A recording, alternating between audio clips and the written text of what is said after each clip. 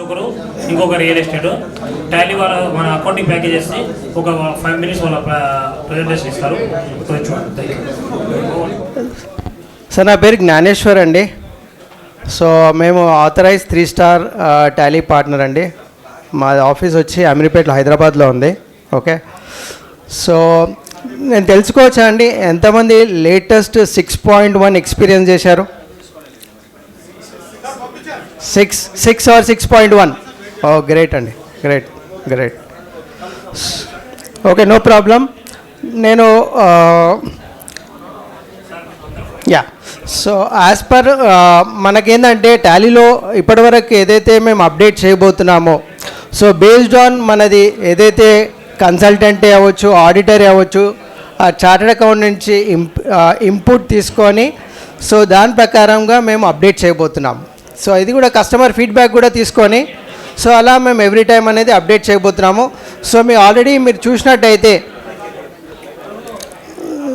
Sir కొద్దిగా sir please attention sir, please sir.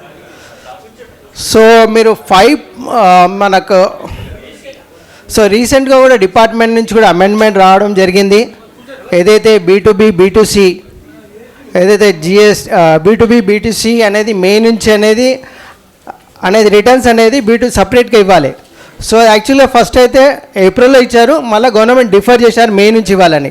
So already మేము ఏప్రిల్లోనే ఇవ్వడం జరిగింది. Okay, so B2B B2C so అది మేము 6.0లో అప్డేట్ చేశాం. సో దానికంటే ముందు మీకు సో నేను తెలుసుకోవచ్చా టాలీ ఎంతమంది GST ఫైలింగ్ అనేది టాలీ నుంచి ఎంతమంది చేస్తున్నారు డైరెక్ట్గా? రైట్, ఓకే, గ్రేట్ అండి. సో ఈ GST రిటర్న్స్ కూడా డైరెక్ట్గా మనం టాలీ నుంచే చేయొచ్చండి without JSON file. Okay, JSON file లేకుండా డైరెక్ట్గా టాలీ నుంచే అప్లోడ్ చేయొచ్చు. అది మేము రిలీజ్ 5లో ఇచ్చాము అది. ఓకే, సో మీరు ఏదైతే చూడబోతున్నారో ఈ స్క్రీన్లో సో కనెక్టెడ్ GST మొత్తం మేము ఇచ్చాము. డైరెక్ట్గా టాలీ నుంచి అప్లోడ్ చేయొచ్చు, మీరు రిటర్న్స్ అప్లోడ్ చేయొచ్చు. ఓకే, అలానే మీ రిటర్న్స్ అన్నీ కూడా డౌన్లోడ్ చేయొచ్చు. ఇక్కడ JSON ఫైల్ జనరేట్ చేయాల్సిన అవసరం లేదు. టాలీలోనే మేము ఎక్స్చేంజ్ అనే ఆప్షన్ ద్వారా ఇచ్చాం. రిటర్న్ అప్లోడ్, డౌన్లోడ్, రికన్సిలియేషన్ కూడా చేసుకోవచ్చు. మీరు ఏవైతే రిటర్న్ B2B రికన్సిలియేషన్ కూడా డైరెక్ట్గా మీరు పోర్టల్ నుంచి డౌన్లోడ్ చేసుకొని టాలీలో ఇంప్లోడ్ చేసినట్టయితే టాలీ మనకు ఆటోమేటిక్గా బైఫర్కేషన్ ఇవ్వబోతుంది based on nature of transaction బట్టి. So as per books, as per portal ఏమైనా మిస్ మ్యాచెస్ ఉంటే ఆటోమేటిక్గా అది కేటగిరైజ్ చేసి సింప్లిఫై చేయబోతుంది. ఓకే, సో అలానే రిటర్న్ ఫైలింగ్ కూడా చేసుకోవచ్చు అండి టాలీ నుంచి. డైరెక్ట్గా ఫైలింగ్ కూడా మీరు GSTR1 ఫైలింగ్ కూడా డైరెక్ట్గా టాలీ నుంచే చేసుకోవచ్చు. Right, and ITC at risk. So ఇది అందరి క్లయింట్స్ కూడా చాలా ఇంపార్టెంట్. ఇది వన్ ఆఫ్ ది అసెట్ ఒకటి. సో అది నేను అఫోర్డ్ చేయకుండా టాలీ కూడా మనకు రిపోర్ట్ ఇవ్వబోతుంది ITC అట్ రిస్క్ అనేది కూడా. So and auto ledger creation. So Tally direct portal నుంచే మనము సో ఫ్లెక్సిబిలిటీ ఇవ్వడం జరిగింది టాలీ 5.0లో. లెడ్జర్స్ ఏవైతే ఉన్నాయో మన GST నెంబర్ ఇచ్చినట్టయితే డైరెక్ట్గా ఆ GST నెంబర్ కొట్టినట్టయితే టాలీలో డైరెక్ట్గా ఆ డిసిప్లిన్గా ఒక ట్యాక్స్ పేయర్ డిసిప్లిన్గా ఫైల్ చేస్తున్నాడా లేదా అనేది కూడా మనం చూడొచ్చు డైరెక్ట్గా. సో లాస్ట్ 6 months ఇది ఫైలింగ్ హిస్టరీ కూడా చూపించబోతుంది. ఓకే, సో అలాంటి ఫ్లెక్సిబిలిటీ ఇవ్వడం జరిగింది. సో నెక్స్ట్ సో ఇప్పుడు లేటెస్ట్లో చూసినట్టయితే మనకు 6.1లో డైరెక్ట్గా మనము మన యొక్క బ్యాంక్ స్టేట్మెంట్ ఏదైతే ఉందో అది డౌన్లోడ్ చేసుకొని నా అకౌంటింగ్ కూడా చేసుకోవచ్చు. అలాంటి ఫ్లెక్సిబిలిటీ ఇవ్వడం జరిగింది. ఓకే, డైరెక్ట్ బ్యాంక్ స్టేట్మెంట్ ఉన్నట్టయితే సో డైరెక్ట్గా మన టాలీలో ఇంపోర్ట్ చేసుకున్నట్టయితే మనం అకౌంటింగ్ కూడా చేసుకోవచ్చు. Excel file. So almost all banks అన్నీ సపోర్ట్ చేయబోతుందండి. ఏవైతే బ్యాంక్స్ మనకు ఎక్సెల్ ఫార్మాట్ కానివ్వండి, or CSV format, or MT 940 format ఉన్నట్టయితే డైరెక్ట్గా టాలీలో మనకు ఇంపోర్ట్ చేసుకొని మనం అకౌంటింగ్ కూడా చేసుకోవచ్చు. ఓకే, దెన్ రికన్సిలియేషన్ కూడా చాలా ఎన్హాన్స్ చేయడం జరిగింది 6.0లో. చాలా సింప్లిఫై చేశాము. ఓకే, రికన్సిలియేషన్ మీరు చూసినట్టయితే రికన్సిలియేషన్స్కి చాలా టైం కన్జ్యూమ్ అవుతుంది. సో అలాంటి సింప్లిఫికేషన్ కూడా చేయడం జరిగింది రికన్సిలియేషన్లో. Okay, then next integrated payments. So as of now చూసినట్టయితే 16 బ్యాంక్స్ సపోర్ట్ చేయబోతున్నాము ఇంటిగ్రేటెడ్ పేమెంట్స్. డైరెక్ట్గా టాలీ నుంచే మనం పేమెంట్ చేసినట్టయితే ఆటోమేటిక్గా సో మన బ్యాంక్లో ఆటోమేటిక్గా డెబిట్ అయిపోతుంది. Okay, then connected banking. So connected banking చూసినట్టయితే ఇప్పుడు కరెంట్లీ 2 బ్యాంక్స్ సపోర్ట్ చేయబోతున్నాము. కనెక్టెడ్ బ్యాంకింగ్ అంటే టాలీలోనే నేను సాఫ్ట్వేర్లోనే నా యొక్క బ్యాలెన్స్ చూడొచ్చు, live bank balance. Okay, and bank statement కూడా నేను డైరెక్ట్ టాలీలో చూడొచ్చు. అంటే నేను బ్యాంక్ పోర్టల్కి లాగిన్ అవ్వకుండానే చూడొచ్చు. దానికి 1 టైం సెటప్ ఉండబోతుంది. అది 1 టైం సెటప్ చేసినట్టయితే బ్యాంక్ స్టేట్మెంట్ డైరెక్ట్ టాలీలో ఇంపోర్ట్ చేసుకోవచ్చు, టాలీలో చూడగలుగుతాను, అండ్ నా లైవ్ బ్యాంక్ బ్యాలెన్స్ కూడా చూడొచ్చు. సో ఆ ఫ్లెక్సిబిలిటీ ఇవ్వడం జరిగింది. నెక్స్ట్ ఇప్పుడు లేటెస్ట్గా 2 days బ్యాక్ అనేది న్యూ రిలీజ్ అని లాంచ్ చేయడం జరిగింది. సో దాంట్లో మెయిన్ అప్డేట్ ఏంటంటే మనకి ఎడిట్ లాగ్ అనేది రిపోర్ట్ అనేది చాలా ఎన్హాన్స్ చేయడం జరిగింది. యాజ్ పర్ MCA ప్రకారం ఏదైతే వాళ్ళు ఇచ్చారో సో డీటెయిల్గా రిపోర్ట్ ఇచ్చాము, అండ్ మీకు ఫిల్ట్రేషన్ కూడా ఇచ్చాము. సో ఫిల్ట్రేషన్ ద్వారా కూడా ఏవేవైతే క్రియేషన్ ఆల్టరేషన్ డిలీషన్ ఏవైతే ఉన్నాయో ఆ ఫ్లెక్సిబిలిటీ ఫిల్ట్రేషన్ ఆప్షన్ ద్వారా కూడా ఇవ్వడం జరిగింది. Okay, then real time invoice management system. So ఇది కూడా మనకు లేటెస్ట్ అప్డేట్లో రావడం జరిగిందండి. అండ్ MCA కంప్లయన్స్ ఏదైతే Form 1 ఏదైతే ఉందో అది ఎన్హాన్స్ చేయడం జరిగింది. సో ఇవన్నీ కూడా అప్డేట్స్ అండి లేటెస్ట్, రైట్. సో మన అసోసియేషన్ ఎవరైతే ఇంకా ఫర్దర్గా లైవ్గా చూడాలనుకుంటున్నారో వీఆర్ వెల్కమ్ అండి. సో మేము వెబినార్ లాగా ఆర్గనైజ్ చేస్తాము. సో బేస్డ్ ఆన్ మీ యొక్క ఫీడ్బ్యాక్ ద్వారా సో మేము డెఫినెట్గా వీళ్ళు అరేంజ్ అండి. సో మీకు ఎక్కడన్నా సపోర్ట్ కిట అవసరమైనట్టయితే సో మా కాంటాక్ట్ డీటెయిల్స్ అండి. సో కొంచెం స్లైడ్ కొంచెం పైకన్నారండి ప్లీజ్. సో ఇది మా యొక్క కాంటాక్ట్ డీటెయిల్స్ అండి.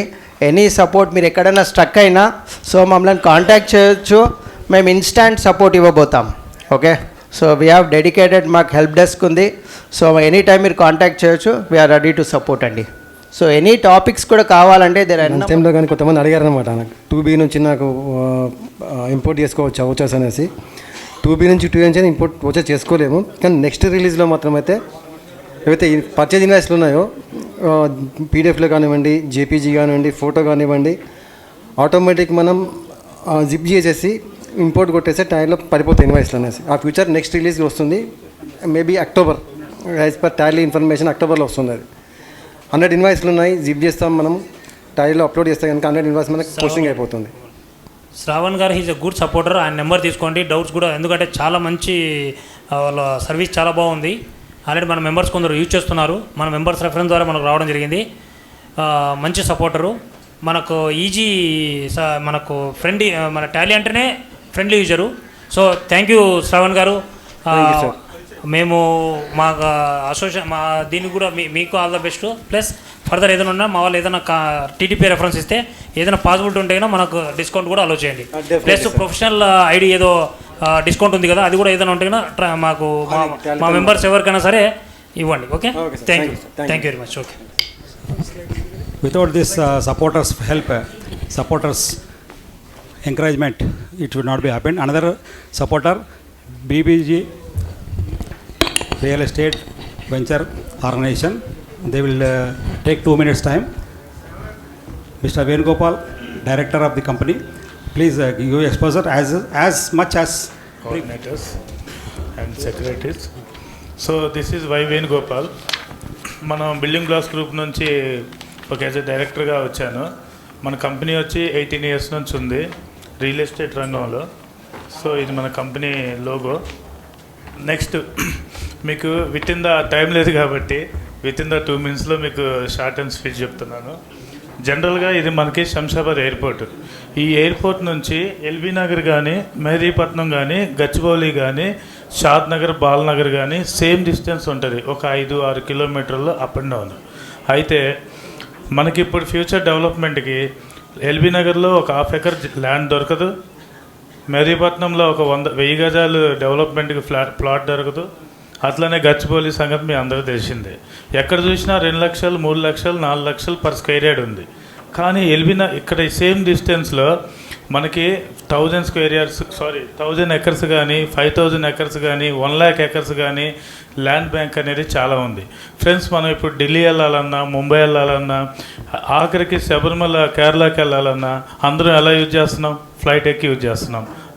కరెక్టే కదా? So in the future generation కూడా కంపల్సరీ ఫ్లైట్లోనే వెళ్తారు. సో ఇక్కడ ఆల్రెడీ నెక్స్ట్ అప్గ్రేడింగ్ కంపెనీస్ ఉండవు, ఇక్కడ ఉండదు. మనకు 1000 ఎకరాలు కాదు, 100 ఎకరాలు కాదు, ఎకరం కూడా దొరకదు ఇక్కడ. సో ఫ్యూచర్ మనకు ఒక 10 years అయినా 20 years అయినా పెద్ద మోతాదులో పెద్ద కంపెనీలు రావాలంటే ఇక్కడన్నా రావాలి, లేదంటే ఇక్కడ నుంచి ఇంకొక 50 బ్యాక్ వెళ్ళాలి, లేదంటే ఇక్కడ నుంచి 50 బ్యాక్ వెళ్ళాలి. అప్పుడు ఇక్కడ బ్యాక్ వెళ్ళే కొద్దీ ఇక్కడికి 100 kilometers వస్తుంది more than. So this is very important. Next Gachibowli లాగా అవుతుంది. అయితే మీరు ఏ హైవేలో అన్నా చూడండి, హైవే ఫేసింగ్ 30,000కి 20,000కి తక్కువ లేదు. బట్ ఇది నియర్ టు ఎయిర్పోర్ట్. మనకి national highway, Bengaluru highway 12 lanes highway proposal అయింది. At the same time Vizag 4 hours journey ఉంది. బుల్లెట్ ట్రైన్ బెంగళూరుకి 2.5 hours journey. Nehru zoological park shift అవుతుంది. మనకు 4 సెజ్లు ఉన్నాయి, బాలాపూరు, దివిటిపల్లి, రాజాపూరు, మళ్ళీ పోలేపల్లి. ఇవన్నీ మనకు గూగుల్లో కొట్టినా సరే ఇంపార్టెంట్ పాయింట్లు అన్నీ వస్తాయి. డిఎల్ఎఫ్ ఫ్రెండ్స్ 1000 acres ఉంది. మనకు గచ్చిబౌలిలో 10 ఎకరాలు ఉంటేనే ఆ రేంజ్లో ఉంది. అదే ఇక్కడ 1000 acres ఆల్రెడీ ల్యాండ్ బ్యాంక్ ఉంది, నేమ్ కూడా డిస్ప్లే చేసుకుంటారు కంపెనీ లోగో. అలానే మనకు బాలనగర్ లాగా మొన్నదాకా రేవంత్ రెడ్డి గారు హెచ్ఎండి లిమిట్స్లో పెంచారు. మళ్ళీ మైక్రోసాఫ్ట్ డేటా, ఎన్ఆర్ఎస్సి, ఫార్మాసెజ్, మళ్ళీ మనకి outer ring road, regional ring road ఉంది. మనకి బాలనగర్లో రీజనల్ రింగ్ రోడ్ ఉంది ఫ్రెండ్స్. ఆ regional ring road car marking ఉంటుంది. ఆ మార్కింగ్ కార్ నుంచి మనం గూగుల్లో సైట్కి just 3 kilometers. Once standard start అయితే ఆ లెక్క వేరే ఉంటుంది. అట్ ద సేమ్ టైం మనకి MMTS 2 kilometers near to our site and future IT hub. ఇన్ని 15 పాయింట్లు ఇంక రాసుకుంటా పోతే ఇంకో 50 పాయింట్లు వస్తాయి. ఏ హైవేకి ఉండదు. And more ever the last and final, షాద్ నగర్కి 3 transports ఉన్నాయి. 8 transport అంటే కరెక్ట్గా 20 నిమిషాల్లో వెళ్ళిపోవచ్చు. ట్రైన్ ట్రాన్స్పోర్ట్ మనకి మొత్తం ట్రైన్స్ బెంగళూరు దాకా ట్రాన్స్పోర్ట్ ఉంది. థర్డ్ వన్ ఏంది, బస్ ట్రాన్స్పోర్ట్. సో ఈ 3 ట్రాన్స్పోర్ట్లు ఆ హైవేకి ఉంది, వేరే హైవేకి ఎక్కడ ఉంటుందా? సో మంచి ఫ్యూచర్ హెచ్ఎండిఏ ఎగ్జాక్ట్లీ 10, 15, 20 years అయితే 100% మోర్ దెన్ గచ్చిబౌలి అవుతుంది. అండ్ స్మాల్ పాయింట్ ఏంటంటే మనకి ఎల్బీ నగర్ ఉంది. 30 years బ్యాక్ ఎల్బీ నగర్ గజం ఎంత? 3,000 రూపాయలు. అదే టైంలో గచ్చిబౌలిలో ఎంత? 100 రూపాయలే. ఎల్బీ నగర్లో ఒకటి కొనే బదులు గచ్చిబౌలిలో 30 ప్లాట్లు కొనవచ్చు. ఈరోజు అదే ఎల్బీ నగర్లో గజం 1,00,000 వేసుకున్నా 200 గజాలంటే 2 కోట్లు. అదే గచ్చిబౌలిలో 3 లక్షలు వేసుకున్నా 200 గజాలంటే 6 కోట్లు. అప్పుడు 30 ప్లాట్లు కొనుక్కున్నా 6 × 30 180 కోట్లు. అంటే దీనంతా సెజ్ రావటం వల్ల. అండ్ లాస్ట్ 1 minute కొంచెం స్లైడ్, లాస్ట్ పాయింట్. మన ప్లాట్లు మొత్తం లోన్, ప్లాట్ కాస్ట్ వచ్చి 27 లక్షలు. ఒక 5 లక్షలు డౌన్ పేమెంట్ కడితే చాలు, మిగతా 22 లక్షలు బ్యాంకు లోన్ ఇస్తారు. ఈ 22 లక్షలు మనం బ్యాంక్ లోన్ తీసుకుంటే మహా అయితే 9.6 రేట్ ఆఫ్ ఇంట్రెస్ట్. 20 లక్షలు లోన్ తీసుకుంటే వడ్డీ మహా అయితే 20 లక్షలు కడతాం. ఎన్ని ఇయర్స్లో? 20 years స్పాన్లో. 20 ఎంత? 40. కానీ 20 సంవత్సరాల్లో మనం తీసుకున్న ఈ ప్లాటు 2 కోట్లు అవుతుంది. ఆ 2 కోట్లలో ప్రిన్సిపల్ అమౌంట్ 20, వడ్డీ ఒక 20, 40 తీసిన 1,60 లక్షలు అనేది కరెక్ట్గా వస్తుంది. ఇప్పుడు మనకున్న ఇన్కంలో మనకు వెళ్ళే ఖర్చులు మొత్తం తీసేసినా సరే మనం నెలకు 50 లక్షలు, 40,000, 30,000 మిగిల్చుకున్నా సరే ఈ 20 yearsలో అంత అమౌంట్ క్రాస్ అవ్వదు. So smart investment. బయట మన స్టాల్ ఉంది. So thanks for given opportunity. So ఏదన్నా డౌట్స్ ఉన్నా సరే, క్వైరీ ఉన్నా సరే మన దగ్గర రండి please. Thank you very much. Thank you, sir. Our members will contact you. No problem. This is apart from the subject. So, analysis of GST and real estate, that is real estate and joint development agreements under the GST post 2019. The speaker will be our CA Ashish Kumar Agrawal Garu. He is from Vijayanagaram and a well-known personality to us. Most of the people may be knowing. Sir, you are welcome to the dais, sir. I request Venkatramana to hand over a bouquet to plant to. So please come on to the dais, sir, as the chairman of this session, to the August gathering. Ashish Kumar Agarwal, educational, graduation BCom, professional FCA Disha, member of institute from April 2010 and and in practice from September 2011. Partner of Ashish Kumar Agarwal and Company, Chartered Accountants, and having a branches at Vijayanagaram and Visakhapatnam. Professional. Completed certification course in GST offered by ICAI. Completed certification course in concurrent audit offered by ICAI. Completed diploma in information system audit by ICAI. Attended certification in business finance and finance modeling offered by IIM Vizag. Completed certification in securities markets foundation offered by NISM. Completed certification in mutual fund distributors offered by NISM. Employment. Work as a management consultant with SL Consultants Private Limited for 2 years, 2010 to 2011. Handled loan syndication in PE and VC. Professional practice. Handling consultation and appeals under IDT matters, AP VAT, service tax and GST. Handling complaints matters in taxation and accounting. Speakers at various public forum on VAT and CST matters, financial literacy. Co-chairman of Sales Tax Committee, Chamber of Commerce, Vijayanagaram. EC member of AP Federation of Chamber of Commerce and Industry, Vijayawada. Life member of All India Federation of Tax Practitioners. EC member of All India Federation of Tax Practitioners, South Zone. Thank you, Ramesh Garu. Now I request our Secretary P. Gopal to introduce. Our ex-secretary, ex-president, ex-chairman of All India Federation of South Zone. And I have taken a privilege to introduce him because under his guidance, under his presidentship, I has become member of this association. It was Twin Cities Tax Practitioners Association. I was secretary AP Sales Bar Association at that time.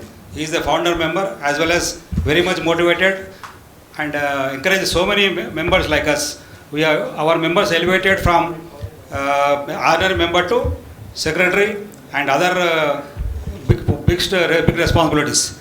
He has been in practice since 30 years, VNV and Company, and he is the member of Federation of Chamber of Commerce. Because of him, every time we are distributing him under his name only, which is booking, and we are getting special concession on behalf of Mr. Jhangan Prasad Garu. With this present, I request Jhangan Prasad to accept our chairmanship. Thank you very much for accepting our invitation. Thank you. Sir, Jhangan Prasad sir, you can continue, sir. Thank you Gopal. నేను 12th man అండి. ఎందుకంటే సురేష్ గారు రాలేదు కాబట్టి నన్ను అప్పటికప్పుడు లోపలికి రాగానే మీరు ఉంటారా అని చెప్పాడు. కాగానే ఇది సార్ ఉన్నారు, మా గురువు గారు ఉంటే సబ్జెక్ట్లో ఉన్న కమాండ్ నాయనగారిని చైర్మన్ పెట్టమంటే సారు ఇట్లా సెషన్లో డిస్కషన్స్ వాటిల్లో వెరీ ఇంట్రెస్ట్ సెషన్లో ఉంటారు, నువ్వు మీరు ఉండండి అంటే లక్కీలీ నాకు pet subject also real estate transactions one of the best this thing sir.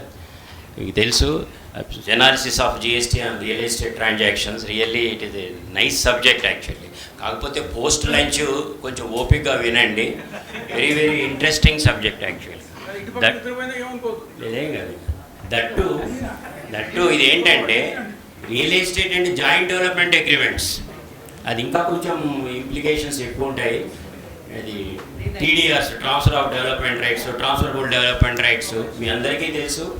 GST is based on several notifications, particularly after 1/4/2019. Those who are in this dealing in the real estate transactions, 3/2019, 4/2019, 5/2019, 6/2019, and amendments అవన్నీ దానికి సంబంధించి best స్పీకర్ని select చేసేసారు. నిజంగా చెప్తే నేను విన్నాను sir speaker, ఆయన గారు చెప్తే ఇక నేను కూడా స్పీకర్ వినాల్సిందే, కానీ ఎందుకంటే నేను పైన ఉండాల్సి వచ్చింది కాబట్టి. కానీ వెళ్ళి థ్యాంక్స్ నరసింహరావు గారు ఇట్లాంటి స్పీకర్ని సెలెక్ట్ చేసినందుకు.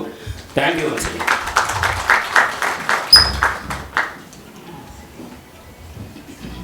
Thank you all calling me once again. Sir ఇవాళ 3/2019, 4/2019 నాకు అలా మీటింగ్లో ఉన్నానా బార్లో ఉన్నానా డౌట్ వచ్చింది. సార్ బార్ ఓపెన్ చేసుకుంటే వెళ్ళిపోతున్నాను. ఓకే, సో మనం ప్రజెంట్ ఫ్రాంక్లీ చెప్పాలి అంటే ఈ subject especially GST and real estate ఎలా ఉందంటే బార్లో ఉన్నట్టే అంత అర్థమైంది అనిపిస్తుంది. కానీ తర్వాత తెలుస్తుంది అర్థమైంది కాదు, అర్థమైపోయిందని. But real estate is one sector which is milking by everybody అండి. అంటే అందరికీ ఏమనిపిస్తుంది అంటే ఇక్కడ అన్ని కోట్లలో ఉంటాయి కాబట్టి పాపం డీలర్ కూడా కోట్లు సంపాదిస్తున్నారు, వాళ్ళతో పాటు వాళ్ళ అకౌంటెంట్ కూడా కోట్లు సంపాదిస్తున్నారు అని. కానీ అర్థం కాదు ఏంటంటే ఇందులో సంపాదిస్తుంది ఓన్లీ గవర్నమెంటే.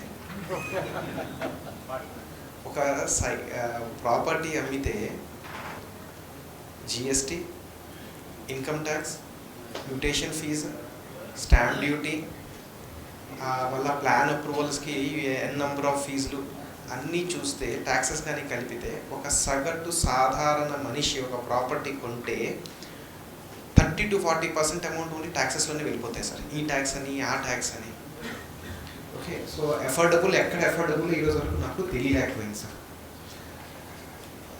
రియల్ ఎస్టేట్ ఒక పెద్ద డ్రాబ్యాక్ ఏంటంటే ఒక్కసారి మీరు ప్రాపర్టీ రిజిస్ట్రేషన్ చేసిన తర్వాత సార్ డిపార్ట్మెంట్ వాళ్ళు వచ్చి ఇంకేదో ట్యాక్స్ నన్ను కట్టమన్నారు, డబ్బులు ఇవ్వండి అంటే సార్ మీరు ఎవరైనా అడుగుతాడా?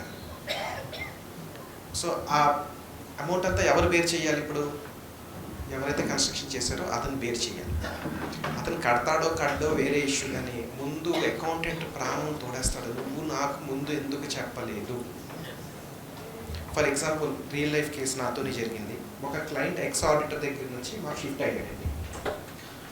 సమ్ 2018-19 తర్వాత షిఫ్ట్ అయ్యాడు. సబ్సీక్వెంట్గా ప్రాజెక్ట్ కంప్లీషన్కి వచ్చిన తర్వాత ల్యాండ్ ఓనర్ షేర్ మీద మేము ట్యాక్స్ కట్టమన్నాం. ఆయన అన్నాడు, అదేంటి ఆశీష్ గారు, నేను డెవలప్మెంట్ అగ్రిమెంట్ ఎంటర్ అవుతున్నప్పుడు మిమ్మల్ని అడిగాను, ల్యాండ్ ఓనర్ షేర్ మీద మీరు ట్యాక్స్ కట్టొద్దన్నారు, అందుకు నేనేమో 60-40 మాట్లాడుకున్నాను, నేనే కట్టాల్సింది చెప్పుకుంటే ఒక 2 ఫ్లాట్లు ఎక్కువ తీసుకునేవాడిని కదండి, ఇదేంటి సార్ మీరు మాట మార్చేశారంట. సార్ నేనే చెప్పానా అని అడిగాను. అవును సార్ మీరే చెప్పారు సార్ అన్నాడు.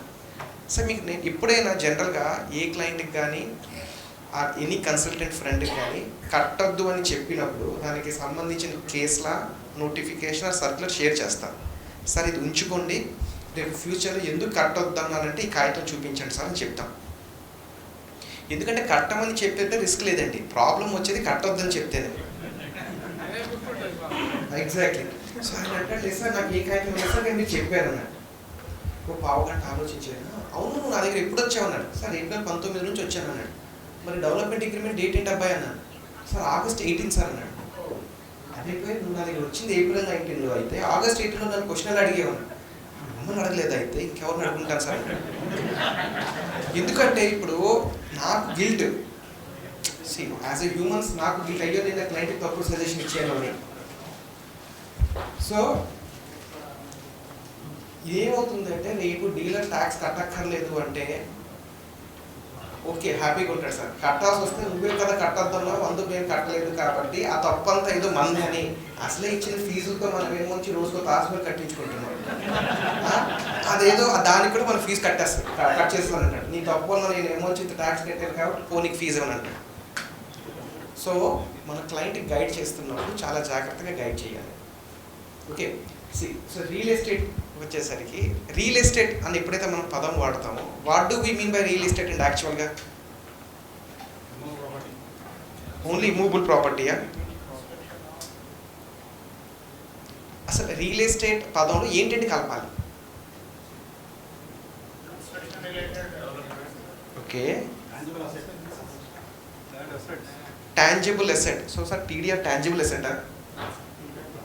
మరి ఇదే సార్ టీడీఆర్ మీద మనం ట్యాక్స్ కట్టుకున్నాం, అసలు వచ్చింది సగం ఉందా, టీడీఆర్ మీద కట్టాలా కట్టొద్దా, ఏదైనా కొత్త పాయింట్ చెప్తాడేమో అనుకొని. So sir real estate is anything which is attached to land is real estate అండి. Anything which is attached to land whether tangible or intangible is real estate for us. ఎందుకంటే ఇక్కడ real estate వచ్చేసరికి ఆ definition అంత పెద్దది, ఆ definition అర్థం చేసుకుంటేనే కట్టాలా కట్టకూడదా అన్న ఐడియా అనేది వస్తుంది. సో సార్ యాక్చువల్గా ఈ రియల్ ఎస్టేట్ మీద ఇండైరెక్ట్ ట్యాక్సెస్లోకి వచ్చేసరికి వ్యాట్ అండ్ జిఎస్టీ, మనకి వ్యాట్ అండ్ సర్వీస్ ట్యాక్స్ రెండు ఉండేవి. సో ఎప్పటి నుంచో మన వాళ్ళు వ్యాట్ వేసుకుంటూ వెళ్తున్నారు. But service tax point of వ్యూలోకి వచ్చేసరికి for the first time July 2010 నుంచి ఈ సర్వీస్ ట్యాక్స్ కూడా వేయడం జరిగింది. ఓవర్ ఏ పీరియడ్ జిఎస్టీ వచ్చాక ఇక అన్నీ కూడా జిఎస్టీ మైనర్. కానీ ఇన్కమ్ ట్యాక్స్లో న్యూ రెజ్యూమ్ ఓల్డ్ రెజ్యూమ్ ఎలాగైతే చెప్పుకుంటున్నామో మన construction services real estate construction services కూడా మనకి న్యూ రెజ్యూమ్ ఓల్డ్ రెజ్యూమ్ ఉంది. ఇది 30 జూన్తో ఓల్డ్ రెజ్యూమ్ మర్చిపోవచ్చు. ఎందుకు? 30 జూన్ తర్వాత ఓల్డ్ రిజిమ్ ఎందుకు మర్చిపోవచ్చు? సెక్షన్ 74 కింద 1819 టైం బార్ అయిపోతుంది. సో ఆ స్కీమ్ 1819తో చచ్చిపోయింది. ఎవరైతే మైగ్రేట్ అవ్వలేదు, మైగ్రేట్ అయిన వాళ్ళు కష్టాలు కూడా మైగ్రేట్ అయిపోయి. సో కంప్లీట్గా మర్చిపోలేము, ఎందుకంటే మీ అదృష్టం బాగుండి మీ క్లయింట్ ఎవరైనా 1819ని 1920లో మైగ్రేట్ అయ్యారు అంటే మొదటి పిల్లానికి విడాకులు ఇచ్చినా కూడా ఇల్లు వదిలేసి వెళ్ళినట్టుగా ఉంటుంది. విడాకులు ఇచ్చాడు కానీ ఆవిడ మాత్రం ఈ ఇంట్లోనే ఉంటుంది, ఎందుకంటే కోర్టు ఆర్డర్ ఏమి ఇచ్చిందంటే ఇద్దరు ఇల్లు పంచుకోండి అని చెప్పి. సో ఆవిడ ఇల్లు పంచుకుంటుంది. పరిస్థితి అంత దారుణంగా ఉంటుందో ఊహించుకోండి. ఓకేనా? So from 2019 whatever we're following it is a new regime. Now real estate కొద్దిగా మనం టోన్ డౌన్ చేస్తూ let us first of all understand what is a works contract. Works contract అంటే ఓల్డ్ డెఫినేషన్కి new definition. Old definition in the sense prior to GST, post GST. Prior to GST మర్చిపోదు. Post GST లో any transaction of any activity in relation to any immovable ప్రాపర్టీయే works contract. అంటే మీరు ఏ పని అయితే చేస్తున్నారో ఆ పని అర్త్తో లింక్ అయి ఉండాలి, అంటే భూమితో అటాచ్ అయి ఉండాలి, అప్పుడే అది వర్క్స్ కాంట్రాక్ట్. ఓకేనా? సో ఈ వర్క్స్ కాంట్రాక్ట్లో మీకు గుర్తుందా, వ్యాట్ టైంలో ఇది గూడ్స్ ఇది సర్వీసు అని బిల్లులు సపరేట్గా రాసేసి, ఎస్పెషల్ ఆటోమొబైల్స్ అనుకుందాం, గూడ్స్ మీద గూడ్స్ ట్యాక్స్, సర్వీస్ మీద సర్వీస్ ట్యాక్స్ కట్టాం. రెండు కలిపేస్తే వర్క్స్ కాంట్రాక్ట్ వితౌట్ ఐటీసీ 10.5% కట్టాల్సి వచ్చేది. గుర్తుందా? At least no. ఇప్పుడు జిఎస్టీలో కూడా వర్క్స్ కాంట్రాక్ట్లో గూడ్స్ ఉన్నాయి, సర్వీస్ ఉన్నాయి. సో ఇప్పుడు ఇది గూడ్స్ అనాలా, సర్వీస్ అనాలా? ఎందుకు? They have made a deemed provision. Deeming అంటే నేను ఏం చెప్తే అదే right. Okay, for example schedule 2 చెప్తుంది ప్రతి కుక్కకి 3 కాళ్ళే ఉంటాయి అని. సో కుక్కకి ఎన్ని కాళ్ళు ఉంటాయి? 3. 4 చెప్తే అఫెన్స్. 3. ఎందుకు? డీమ్డ్ అన్నాం కాబట్టి. సో అది సర్వీసా కాదా మాకు తెలియదండి, చట్టం సర్వీస్ ఉంది కాబట్టి ఆ సర్వీస్ అయితే దానికి లాజిక్ ఉంది ఎందుకు దాన్ని సర్వీస్ అన్నారు. ఇప్పుడు మనం అంత అంటే చూడండి, భగవద్గీత విని వెళ్ళిపోవడానికి వచ్చాం, కానీ భగవద్గీతలో ప్రతి పదానికి ఫుల్ స్టాప్కి కామాకి చెప్పుకుంటూ వెళ్ళిపోతే వారం రోజులు భగవద్గీత అవుతుంది. Last, all immovable properties are all works contract taxable కాదు. Certain works contract are not taxable. అదే ఓసీ వచ్చిన తర్వాత. సో ఇక్కడ మనం ఏదైతే టాక్సేషన్ ఆన్ రియల్ ఎస్టేట్ అంటున్నామో that is actually not a taxation on real estate, that is a taxation on works contract. Works contract is a big family అండి. ఇలా అన్న, తమ్ముడు, చెల్లి అందరూ ఉన్నారు. So it could be construction of residential complex service, construction of commercial complex services, renting, leasing. Renting, leasing works contract రాదు. Industrial construction services, అలా multiple services అన్నీ ఎక్కడ కలిపినా కూడా at the end it is a works contract. Okay, so any works contract which results in an immovable property and the rights in such immovable property are transferred post OC. సింపుల్గా OC వచ్చిన తర్వాత అడిగితే tax లేదు. ఓకేనా? No, ఈ GST on real estate మనం ఇప్పుడు ఏదైతే మాట్లాడాలనుకుంటున్నామో notification number 3 to notification number 8 deals with all our headaches. 3, 4, 5, 6, 7, 8 6 బార్లు. సండే సెలవు, no bar. Okay, only Monday to Saturday bar, Sunday సెలవు ఇచ్చారు. సో అందుకు 6 డేస్కి 6 నోటిఫికేషన్స్ మనకి ఇచ్చేసారండి. నేను ఆల్రెడీ ఈ నోటిఫికేషన్స్, ఎఫ్ఏక్యూస్ అన్నీ కూడా ఒక సింగిల్ పీడిఎఫ్ చేసి షేర్ చేశాను. ఐ హోప్ పోస్ట్ మన సెషన్స్ మీకు నోటిఫికేషన్స్, ఎఫ్ఏక్యూస్ షేర్ చేస్తారు సార్. అరౌండ్ సమ్ 60 పేజెస్ అండి. ఇప్పటివరకు రియల్ ఎస్టేట్ కన్స్ట్రక్షన్ సర్వీసెస్ మీద వచ్చిన నోటిఫికేషన్స్, ఎఫ్ఏక్యూస్ అన్నీ ఒక చోట ఒక కాంపోడియం లాగా తయారు చేసి ఇచ్చానండి. అండ్ ఒక చార్ట్లా తయారు చేసి వీలైతే నేను లాస్ట్లో అది షేర్ చేస్తాను, ఒక టేబుల్ ఫార్మాట్లో లాస్ట్లో అది డిస్కస్ చేద్దాం. What has happened in the new? ఓల్డ్లో లేనిది కొత్తగా వచ్చింది ఏమిటి?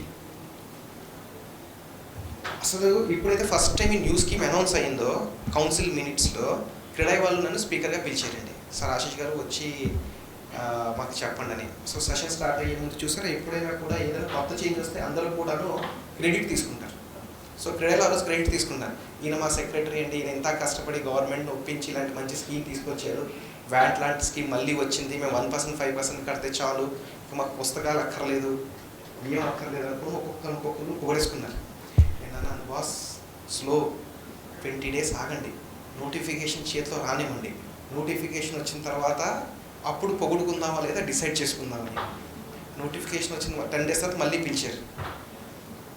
అప్పుడు చెప్తే, ఇదే సార్ కౌన్సిల్ ఎప్పుడు ఇలా చెప్పలేదు కదా అంటున్నాడు. ఆ 80-20 అన్సోల్డ్ ఇన్వెంటరీ మీద ట్యాక్స్, అన్సోల్డ్ ప్రాపర్టీ అంటే కన్స్ట్రక్షన్ కంప్లీట్ అయితే ట్యాక్స్ కట్టక్కర్లేదు కదండి, మీరు కట్టమంటున్నారు ఏంటంటాడు ఆయన. సో అంతా మాయ. So what has came, so major implication notification rates 1% కట్టాలా, 5% కట్టాలా, 12% కట్టాలా అన్నది మనకి notification number 3 and notification number 4 చెప్తుంది. ఈ రివర్స్ చార్జ్ మెకానిజం అన్నది notification number 5 and notification number 7 cover చేసుకుంటుందండి. ఈ 80-20 రూల్ ఏదైతే ఉందో నోటిఫికేషన్ నెంబర్ 8లో కవర్ అవుతుంది. అండ్ ఎప్పుడు ట్యాక్స్ కట్టాలి అన్నది నోటిఫికేషన్ నెంబర్ 6 చెప్తుంది. This is the only taxation. ఎప్పుడు ట్యాక్స్ కట్టాలి, ఎలా ట్యాక్స్ కట్టాలి, ఎలా క్యాలిక్యులేట్ చేయాలి, ఏది మీకు యాక్ట్లో దొరకదు. మీకు జిఎస్టీ యాక్ట్లో దొరకదు. ఎక్కడ దొరుకుతుంది? నోటిఫికేషన్స్లో.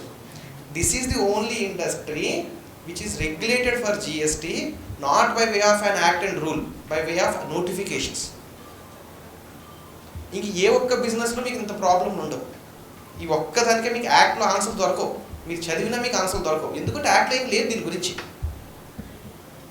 ఓకే, సో బ్రీఫ్గా 18-19 షిఫ్టింగ్ స్పీడ్గా కవర్ చేసేస్తాను. సో ఏ ప్రాజెక్ట్స్ అయితే 18-19కి బిఫోర్ స్టార్ట్ అయ్యాయో వాటిని మనం ఆన్ గోయింగ్ ప్రాజెక్ట్స్ అన్నామండి. ఈ ఆన్ గోయింగ్ ప్రాజెక్ట్స్ అంటే పాత దాంట్లో స్కీమ్లో విత్ ఇన్పుట్ మనం ట్యాక్స్ కట్టాల్సి వచ్చేది, న్యూ దాంట్లో వితౌట్ ఇన్పుట్ కడుతున్నాము. ఓకే, సో 18-19 1st April తర్వాత ఆప్షన్ ఇచ్చారు, who wants to be with the old devil, who wants with the new devil. So పాత స్కీమ్ ఎవరికి కావాలి, కొత్త స్కీమ్ ఎవరికి కావాలి, మీరు షిఫ్ట్ అవ్వాలంటే అవ్వండి. ఆ పీరియడ్లో ఎవరైతే అప్లికేషన్ ఫైల్ చేస్తారో వాళ్ళకే ఓల్డ్, మిగిలిన వాళ్ళందరికీ న్యూ. ఓకేనా? నో, అసలు ఈ ఆన్ గోయింగ్ ప్రాజెక్ట్ అంటే ఏమిటి? సో ప్రాజెక్ట్ అనేది 31st March 2019కి బిఫోర్ స్టార్ట్ అయిపోయి ఉండాలి, పర్మిషన్స్ వచ్చేసి ఉండాలి, కన్స్ట్రక్షన్ కంప్లీట్ అయిపోవాలి, అట్లీస్ట్ బుకింగ్ అయినా అయిపోయి ఉండాలి. ఒకటైనా ఎంతో కొంత బుకింగ్ అయిపోయి ఉండాలి. అంటే పర్మిషన్స్ వచ్చేసాయి, అన్నీ వచ్చేసాయి, బుకింగ్ అవ్వకపోతే మీరు ఓల్డ్ స్కీమ్కి ఎలిజిబుల్ కాదు. ఓకే, నో అపార్ట్మెంట్ బుక్డ్ అన్నాడు అంటే ఏమిటి? సో 31st Marchకి బిఫోరు అట్లీస్ట్ అగ్రిమెంట్ అయినా ఎంటర్ అయి ఉండాలి, లెటర్ ఆఫ్ అలాట్మెంట్ అయినా ఇచ్చి ఉండాలి, అడ్వాన్స్ అయినా వచ్చి ఉండాలి. అప్పుడే అపార్ట్మెంట్ బుక్డ్ కింద మనం కన్సిడర్ చేస్తాం. ఓల్డ్ స్కీమ్లో ఉంటే బెనిఫిట్ ఏమిటి? అఫోర్డబుల్ అయితే 8% with ITC, non affordable 12% with ITC, and commercial అయినా కూడా 12% విత్ ఐటీసీ. నో ఎవరైనా కానీ ఓల్డ్ స్కీమ్ నుంచి న్యూ స్కీమ్కి షిఫ్ట్ అయితే ఈ బోత్ 19-20 కూడా క్యారీ అవుతుందండి. చాలామంది ఇక్కడ మిస్టేక్ చేస్తున్నారు. సార్ 18-19, 17-18, 18-19 ఇన్పుట్ తీసుకున్నారు, 19-20లో ఆ ఇన్పుట్ వాడొచ్చా, న్యూ స్కీమ్లో ఇన్పుట్ వాడొచ్చా? Answer is no. Answer is no. Sir పాత ఇన్పుట్ అంతా ఏదైనా రివర్స్ చేయాలా? ఎస్, వాళ్ళకు ఫార్ములా ఇచ్చారు సార్. ఆ ఫార్ములా ప్రకారంగా క్యాలిక్యులేట్ చేసుకొని మీరు అంత ఇన్పుట్ కన్నా ఎక్కువ వాడుంటే బిఫోర్ 2019 బ్యాలెన్స్ ఇన్పుట్ రివర్స్ చేయాలి. సార్ ఇన్పుట్ రివర్సల్ మీనింగ్ చాలాసార్లు మన ఫ్రెండ్స్తో మాట్లాడుతుంటే ఎలా అంటే, సార్ నాకు ఎలక్ట్రానిక్ క్రెడిట్ లెడ్జర్లో బ్యాలెన్సే లేదు, సో ఇన్పుట్ రివర్స్ చేయక్కర్లేదు కదా. It doesn't mean like that. It doesn't mean like that. మీకు ఎలక్ట్రానిక్ క్రెడిట్ లెడ్జర్లో బ్యాలెన్స్ లేకపోతే ఇన్పుట్ రివర్సల్ చేయక్కర్లేదు అనేది ఒక రాంగ్ నోషన్. మీకు క్రెడిట్ లెడ్జర్లో బ్యాలెన్స్ లేకపోతే క్యాష్ అయినా కట్టి ఆ ఇన్పుట్ని గవర్నమెంట్కి తిరిగి ఇవ్వాలి. సో చాలామంది బిల్డర్స్తో అప్పుడు మాట్లాడుతున్నప్పుడు, సార్ నాకు టెన్షనే లేదు సార్, నాకు క్రెడిట్ లెడ్జర్లో బ్యాలెన్సే లేదు, నేను రివర్స్ చేయక్కర్లేదు. అండ్ ఫ్రాంక్లీ స్పీకింగ్ చాలామంది రివర్స్ చేయలేదు. అంటే ఎంత పర్సంటేజ్ బుకింగ్ అయ్యింది, ఎంత అవుట్పుట్ కట్టారు, ఆ రేషియో ఒకటి ఇచ్చాడండి. నో న్యూ స్కీమ్లో ఏమిటి? Affordable 1% without ITC and entire tax has to be discharge cash only. మీరు ఇక్కడ ఏ ట్యాక్స్ కట్టాలన్నా క్యాష్లోనే కట్టాలి. ఎందుకు చెప్తున్నానంటే, సేమ్ ఒక డీలర్కి ఏ అండ్ బి 2 ప్రాజెక్ట్స్ ఉన్నాయి. ఏ ప్రాజెక్ట్ ఓల్డ్ స్కీమ్లో ఉంది, బి ప్రాజెక్ట్ న్యూ స్కీమ్లో ఉంది. సో ఏకి ఇన్పుట్ తీసుకోవచ్చా? తీసుకోవచ్చు కదా. నా దగ్గర ఈ మంత్ ఇన్పుట్ బ్యాలెన్స్ ఉంది కదా అని బి ప్రాజెక్ట్ నేను ఇన్పుట్లో కట్టేస్తానంటే కుదురుతుందా? కుదరదు. స్టిల్ మీరు క్యాష్లోనే కట్టాలి. Okay. Non affordable 5% in cash without ITC. Less than 15% commercial area ఉంటే ప్రాజెక్ట్లో ఆ కమర్షియల్ బిట్ కూడా, ఆ కమర్షియల్ యూనిట్ కూడా 5% without ITC. Okay. But if it is more than 15%, commercial portion will be 12% with ITC. So it is actually not 12%, it is 18%. Sir మన tax rate 1.5 కాదు, అసలు tax rate 1.5, 7.5. మీరు యాక్ట్లో కానీ నోటిఫికేషన్లో చూస్తే మీకు ఎక్కడ 1.5 ఉండదు, 0.75, 0.75 రాస్తాడు. 1/3 ల్యాండ్కి కట్ చేస్తున్నాం. ఓకే. అండ్ ఓసీ వచ్చిన తర్వాత అమ్మితే నో ట్యాక్స్. నో ఇక్కడ చూసారా, ఈ 0.75 రేట్ ఆఫ్ ట్యాక్స్ అన్నాను అంటే 1.5ని మనం 1 అంటున్నాం. ఎందుకు 1 అంటున్నాం? 1/3 land. This is one grey area of tax planning అండి. ఆల్రెడీ గుజరాత్ హైకోర్టు ఏం డెసిషన్ ఇచ్చింది అంటే 1/3 అన్నది ఆప్షనే. 1/3 అన్నది ఒక ఆప్షన్, మ్యాండేట్ కాదు. సో నేను ఈ 1/3 ఆప్షన్ వద్దు, నేను ల్యాండ్ వాల్యూ సపరేట్గా ఐడెంటిఫై చేయగలను అనుకుంటే యాక్చువల్ ల్యాండ్ వాల్యూ రెడ్యూస్ చేయాలి అంటాడు. ఇది ఎక్కడ ఎక్కువ వస్తుందంటే ప్రాబ్లమ్స్ విల్లాస్లో వస్తుందండి. విల్లాస్ జనరల్గా ఏమవుతాయంటే ల్యాండ్ కాంపోనెంట్ అన్నది చాలా ఎక్కువ ఉంటుంది అండ్ కన్స్ట్రక్షన్ కాంపోనెంట్ తక్కువ ఉంటుంది. సో అలాంటి చోట్ల కానీ మీరు అగ్రిమెంట్స్ ప్రాపర్గా ప్లాన్ చేసుకొని ఎంటర్ చేసుకొని లిటిగేషన్కి రెడీ అయిపోతే మీ రేట్ ఆఫ్ ట్యాక్స్ 5% కన్నా ఇంకా తక్కువ అయిపోతుంది. అర్థమవుతుందా? ఎందుకు అంటే మీరు ల్యాండ్ వాల్యూని తీసేగా వచ్చిందంటే అప్పుడు 7.5 కట్టాలి. Are you getting this point? 1లో కాలం ఉందా? 1లో కాలం ఉందా 7.5కి? యాక్ట్లో ఉంది. ఇన్ ద వే నోటిఫికేషన్లో రేట్ ఆఫ్ ట్యాక్స్ ఎంత? 7.5. ఫామ్లో సో ఫామ్ రైటా రాంగా? ఓకే. సో ఇప్పుడు కొత్త స్కీమ్ చూద్దాం. అంటే టిల్లు 2 పరిస్థితి కూడా అంతే అని. ఓకే. సో టిల్లు 1లో బాగుపడలేదు, టిల్లు 2లో బాగుపడతారా అంటే టిల్లు 2 కూడా బాగుపడలేదు అని తర్వాత తెలుస్తుంది మనకి. సో ఇందులో మనకి కొన్ని టెర్మినాలజీస్ అర్థం చేసుకోవాలి సార్. ఆర్ఈపీ, ఆర్ఆర్ఈపీ అంటారు sir. Real estate project, residential real estate project. So ఏ ప్రాజెక్ట్లో అయితే 100% మీకు రెసిడెన్షియల్ ఉన్నాయో అవి real estate projects. Up to 15% commercial అయితే RREP. Sir 15% of what? Which area? Carpet area. ఎందుకు అంటే ఇప్పుడు సెల్లార్ని మీరు కన్స్ట్రక్షన్ ఏరియాలో కలుపుతారా, కలపరా? కార్పెట్ ఏరియాలో కలుపుతామో కలపం. సో చాలాసార్లు లెక్కేస్తే చూడండి, మా క్లయింట్ ఎలా చెప్పారు సార్, 5 ఫ్లోర్లు వేసాను సార్, 6 ఫ్లోర్లు వేసాను సార్. 6 ఫ్లోర్లు 5 ఫ్లోర్ కమర్షియల్, 1 ఫ్లోర్ 5 ఫ్లోర్లు residential, 1 floor commercial, less than 15% అంటాడు. ఎందుకంటే అన్ని ఫ్లోర్లు ఒకటే అని వాడికి బాధ. ఏమో వాడు అదృష్టం బాగాలేక కార్పెట్ ఏరియా మారిపోతే. ఎందుకు అంటే కమర్షియల్కి కార్పెట్ ఏరియా ఎక్కువ వస్తుంది, రెసిడెన్షియల్కి కార్పెట్ ఏరియా తక్కువ వస్తుంది. సో 15% ఆఫ్ కార్పెట్ ఏరియా అండి, కన్స్ట్రక్షన్ కాదు. ఈరోజు వరకు డిపార్ట్మెంటు చెక్ చేయలేదు, మీరు చెక్ చేయలేదు, నేను చెక్ చేయలేదు. అంతేనా? నో.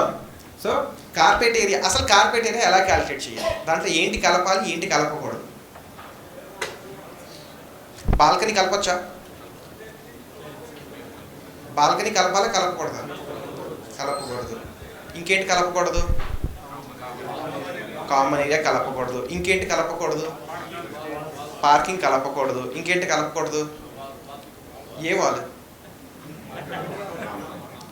పక్కింటాడు చూసడానికి వాడేవాడా, మన రూమ్ చూసుకునే వాళ్ళ? సో అవుటర్ వాల్ ఒక్కటే తీసేయచ్చు, ఇన్నర్ వాల్ తీయకూడదు. ఇన్నర్ వాల్ తీస్తే గొడవలు అయిపోతాయి. అవుటర్ వాలే తీయాలి. క్లియర్? సో ఆ అపార్ట్మెంట్కి బాల్కనీస్ కట్ చేసేగా లోపల ఏదైతే ఏరియా మిగిలిందో అవుటర్ వాల్ పోగా ఉన్న ఏరియాని మనం కార్పెట్ ఏరియా కింద ట్రీట్ చేస్తాం. అపార్ట్మెంట్ అంటే ఏంటండి సార్? యాక్ట్ ఏం చెప్తుందంటే any house any dwelling unit, flat, office, showroom, shop, godown, any premises is apartment. For limited purpose of RERA and GST apartments is any construction is apartment. అర్థం చేసుకోండి. అంటే మన residential apartment అనే కాన్సెప్ట్లో ఉండకూడదు మనం. Okay, that is a residential apartment which is for purpose of dwelling, అంటే ఉండడానికి కట్టే apartment residential apartment. But any construction is apartment. Okay, so know what is the impact? Builders మీద కొత్త స్కీమ్ యొక్క ఇంపాక్ట్ ఏంటి వచ్చింది? ఇవి నేను చెప్పింది కాదు సార్, ఇవి డిపార్ట్మెంట్ చెప్పినవండి. ఇందులో ఈ 3 సెంటిమెంట్లకి నాకు ఎటువంటి సంబంధం లేదు, ముందే చెప్తున్నాను. ఓకే, ఫస్ట్ స్కీమ్ ఎవరికైనా సింపుల్ అనిపించిందా కొత్త స్కీము? అందుకే నేను ఆ సింప్లిఫైయింగ్ నేమ్ వచ్చి కొద్దిగా రెడ్ చేసి పెద్ద చేసి మరి ఉంచుకున్నాను. ఓకేనా? బయ్యర్స్ విల్ బి బెనిఫిషియల్, ఎందుకంటే బయ్యర్ 1% ట్యాక్స్ కడతారంట. అసలు నిజంగా బయ్యర్ 1% కడుతున్నాడా? అసలు బయ్యర్ నిజంగా 1% కడుతున్నాడా? సో ఏం జరిగిందంటే ఓల్డ్ స్కీమ్కి న్యూ స్కీమ్కి, సార్ నా అపార్ట్మెంట్ విలువ 2,000 రూపాయలు అడుగు ప్లస్ 8% జిఎస్టీ అని నేను తీసుకునేవాడిని. ఇప్పుడు న్యూ స్కీమ్లో ఎప్పుడైతే నాకు ఇన్పుట్ రావట్లేదో 80% అండ్ రిజిస్టర్డ్ డీలర్ నుంచి కొనాలని మీరు కండిషన్ పెట్టారో, ఈ input cost to the extent of 80% is my cast. So ఇప్పుడు నేను 2,000 రూపాయలు మీకు అపార్ట్మెంట్ అమ్మలేను. నా అపార్ట్మెంట్ కాస్ట్ ఇప్పుడు ఎంత అయిపోయిందంటే 2,200 రూపాయలు అయిపోయింది plus 1% GST. Which one is better? Old one. ఎందుకంటే 2,000 రూపాయల మీద 8% వేసినా కూడా 2,160 రూపాయలే. సో ఫ్రాంక్లీ స్పీకింగ్ బయ్యర్ ఎంత కడుతున్నాడు జేబు నుంచి డైరెక్ట్గా యాజ్ ఎ ట్యాక్స్ అనేది తెలుస్తున్నది, కానీ ఇండైరెక్ట్గా ఎంత కడుతున్నాడో పాపం బయ్యర్ కూడా తెలియట్లేదు. Okay, same with builder also, ఆయన కూడా తెలియట్లేదు ఎంత ట్యాక్స్ కడుతున్నాడని. సో న్యూ స్కీమ్లో ఏంటి? ఐటీసీ వస్తుందా? కమర్షియల్ పోర్షన్కి వస్తుంది, రెసిడెన్షియల్ పోర్షన్కి రాదు.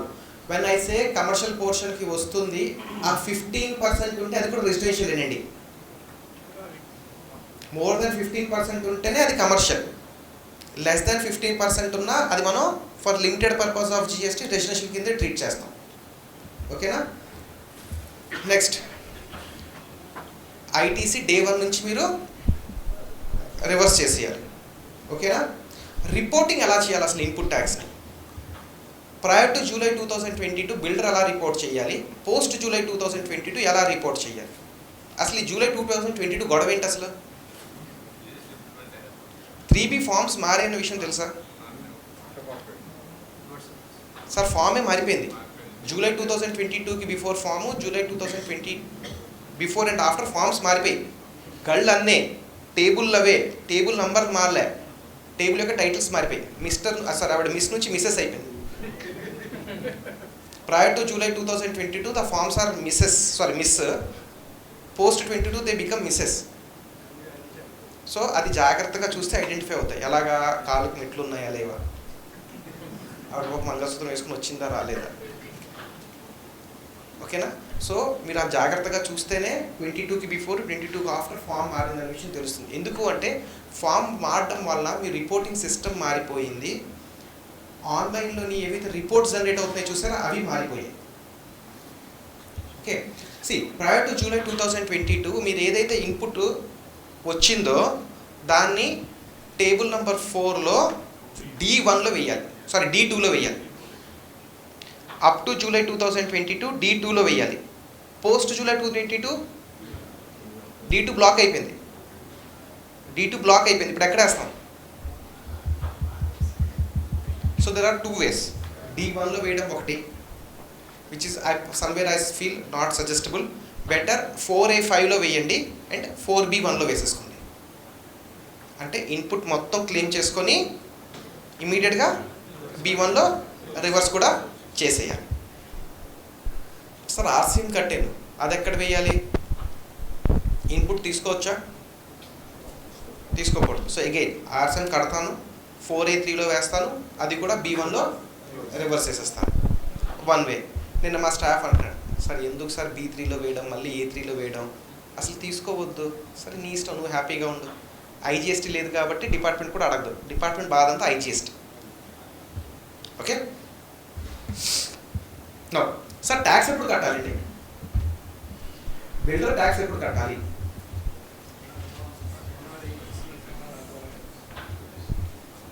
First advance or invoice. అసలు బిల్డర్ ఎప్పుడైనా ఇన్వాయిస్ చూసారా?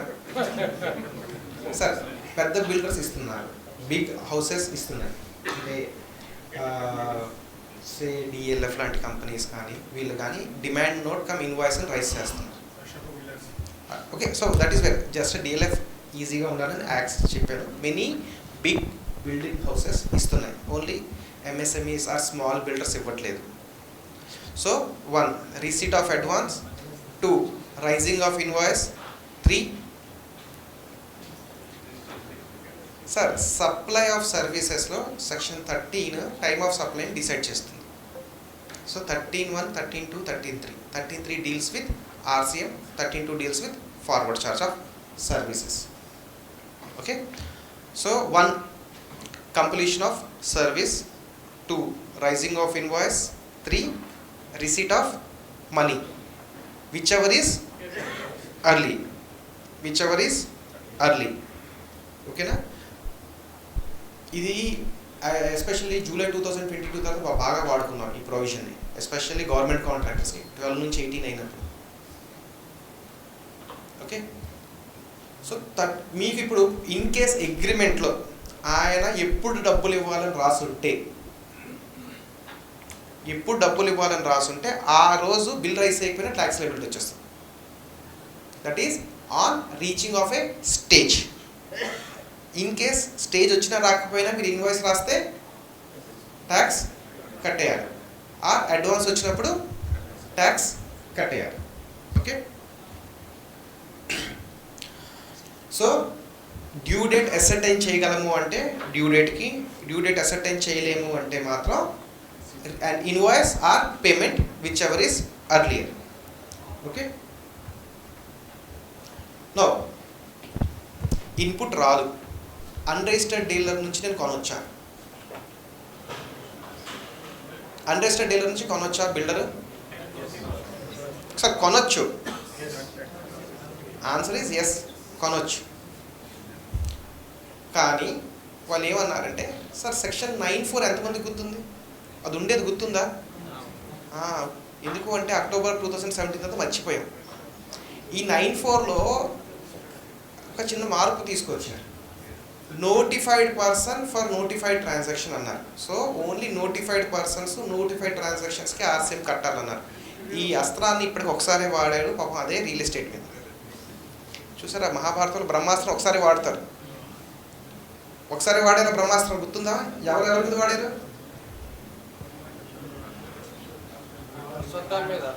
కాదు సార్, అశ్వత్థామ మీద కాదు. అశ్వత్థామ వాడుతాడు ఎవరి మీద? పాండవుల పిల్లల మీద వాడతాడు. సో ఇలాగే పాపం గవర్నమెంట్ మా రియల్ ఎస్టేట్ మీద ఈ అస్త్రాన్ని వాడింది.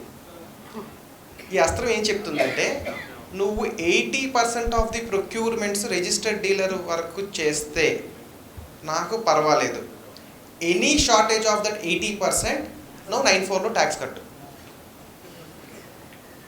ఓకేనా సార్? ఈ 80%కి మీరు అర్థం చేసుకోవాల్సింది project wise and every year. మీకు 3 ప్రాజెక్టులు ఉంటే 3కి కలిపి 80% కుదరదండి. మీరు 3 ప్రాజెక్టులకి అకౌంట్ సపరేట్గా మెయింటైన్ చేసుకోవాలి.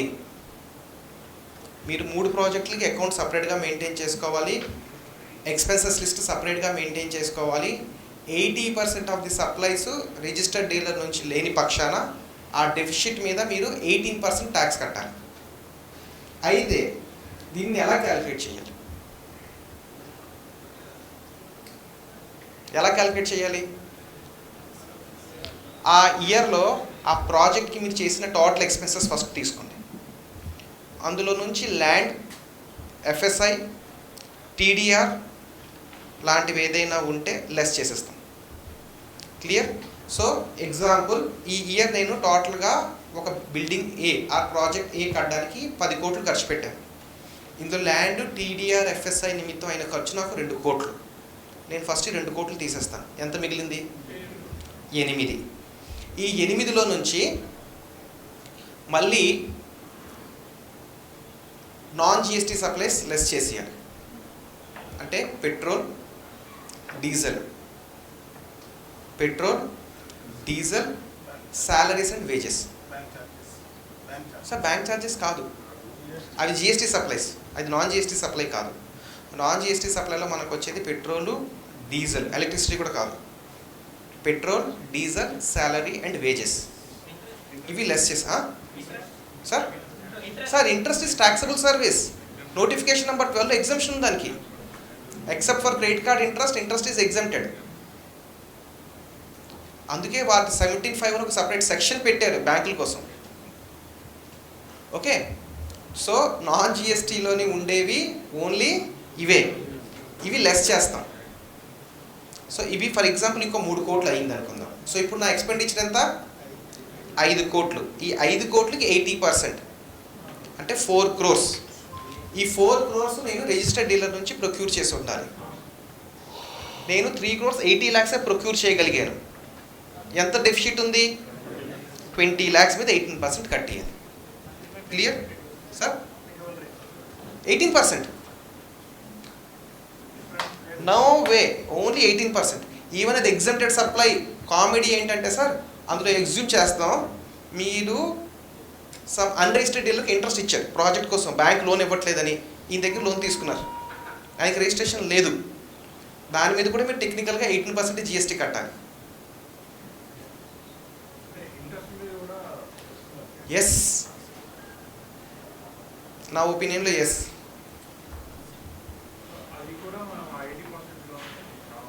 ఎస్, అందుకే బ్యాంక్ ఇచ్చిన ఇంట్రెస్ట్ మేము డిపార్ట్మెంట్తో ఫైట్ చేస్తున్నప్పుడు ఏం చేస్తున్నామంటే ట్యాక్సబుల్ సప్లైస్లో ఇంక్లూడ్ చేసుకుంటున్నామండి. అవుట్. ఆయన దేవుడు దేవాలని రిజిస్టర్డ్ డీలర్ అయితే ఆయన బిల్ ఆఫ్ సప్లై తీసుకోండి సార్. ఎందుకు అంటే నేను ఎప్పుడైతే రిజిస్టర్డ్ డీలర్ అని చెప్పానో, నేను రెగ్యులర్ డీలర్ పదం వాడలే, రిజిస్టర్డ్ డీలర్ అన్న పదం వాడాను. అంటే even a composite dealer is also registered dealer.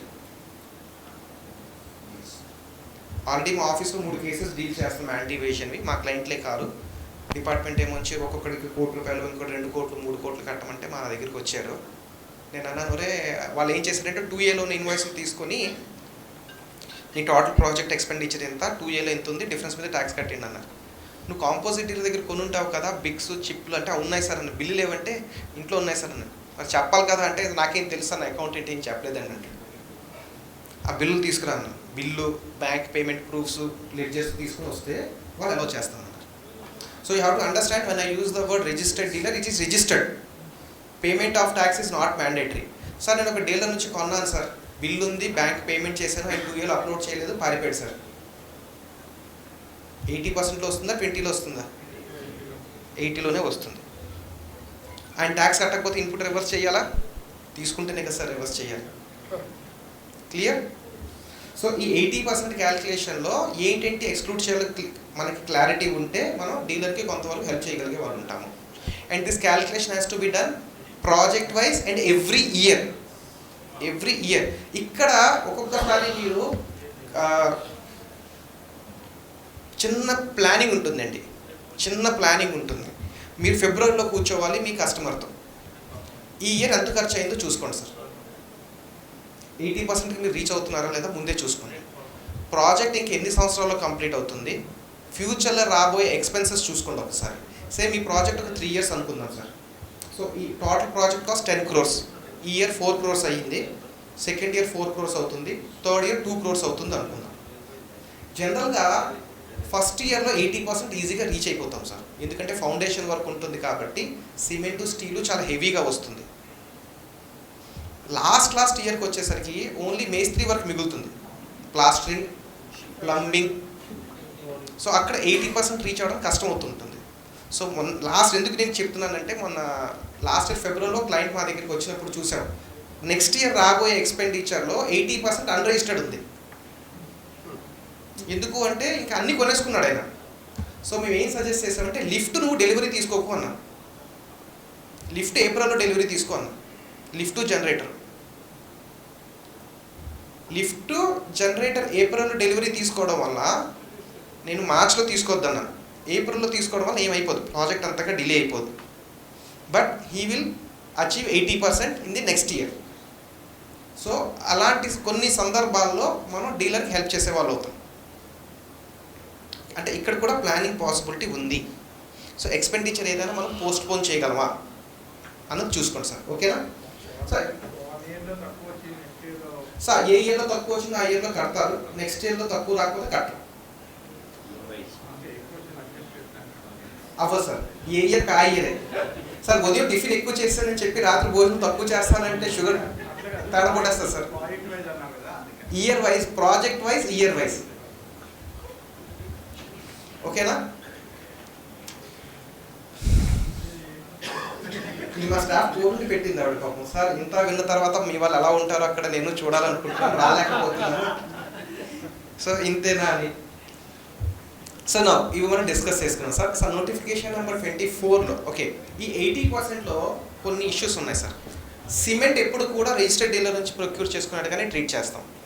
Cement 80-20కి రాదు. ఇన్ కేస్ ఏ రీజన్ వల్ల అయినా మీరు సిమెంట్ అన్రిజిస్టర్డ్ డీలర్ నుంచి కొనుక్కుంటే అదే మంత్లో ఆర్సిఎం కట్టియాలి 28% సిమెంట్ ఒక్కదానికే.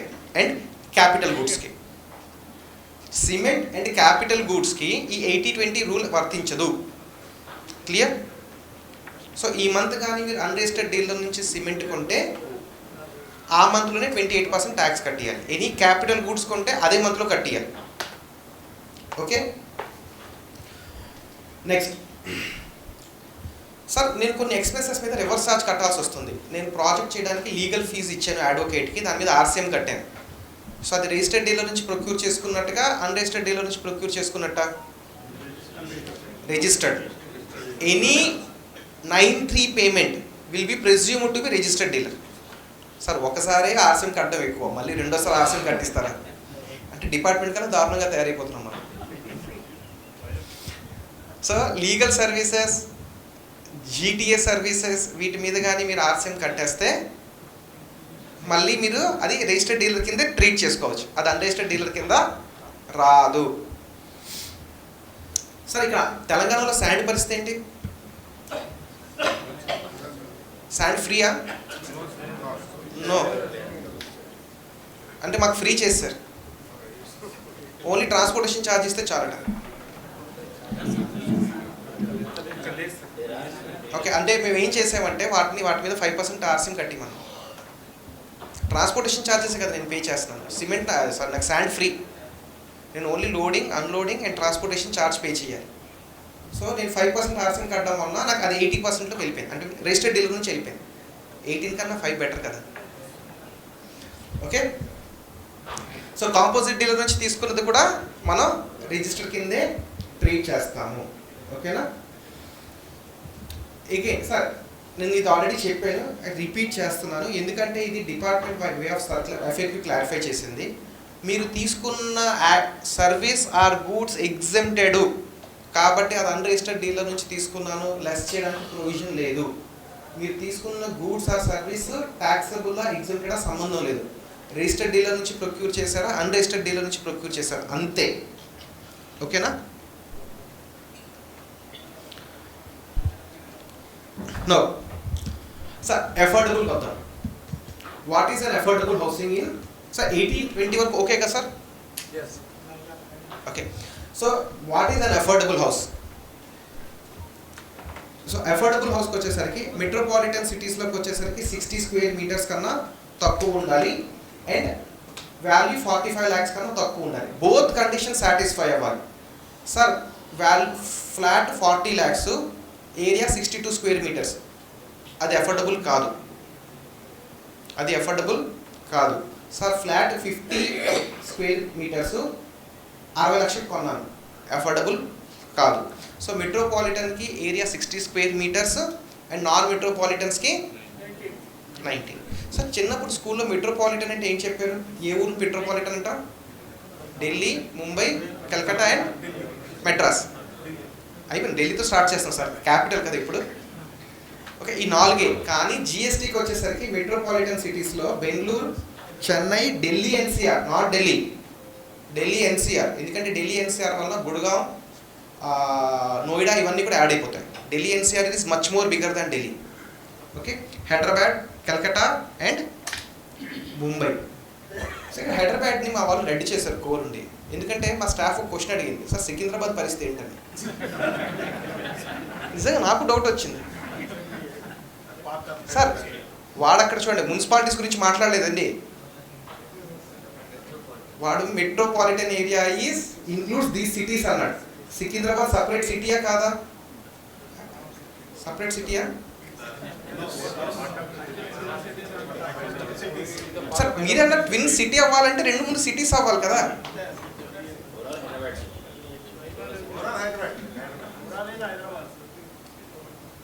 మరి ఎందుకు ట్విన్ సిటీ అంటున్నాం?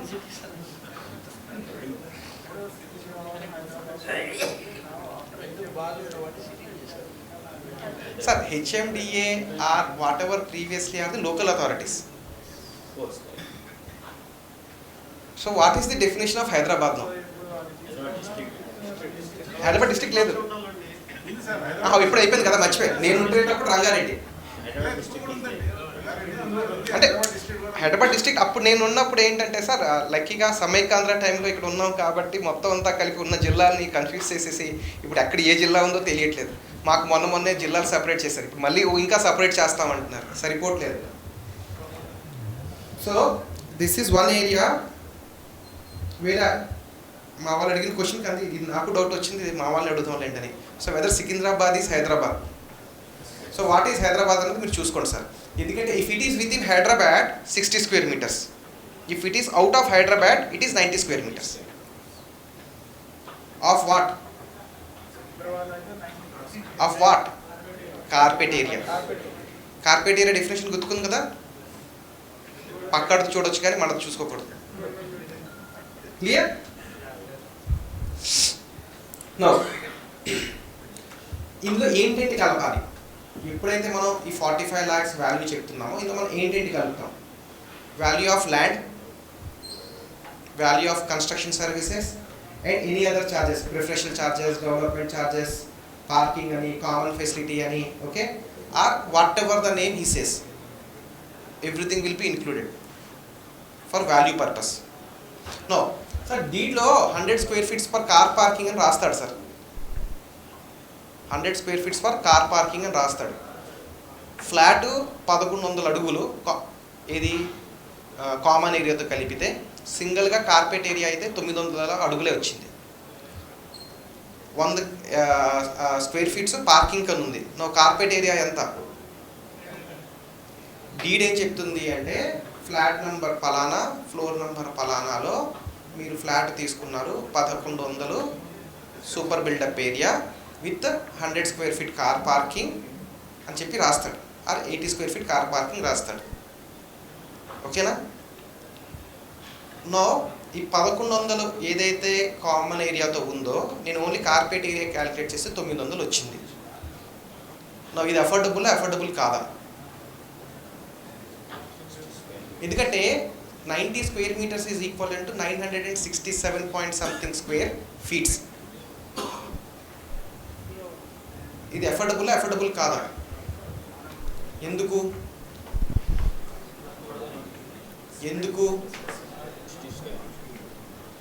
సార్? అంటే I'm speaking about out of Hyderabad sir.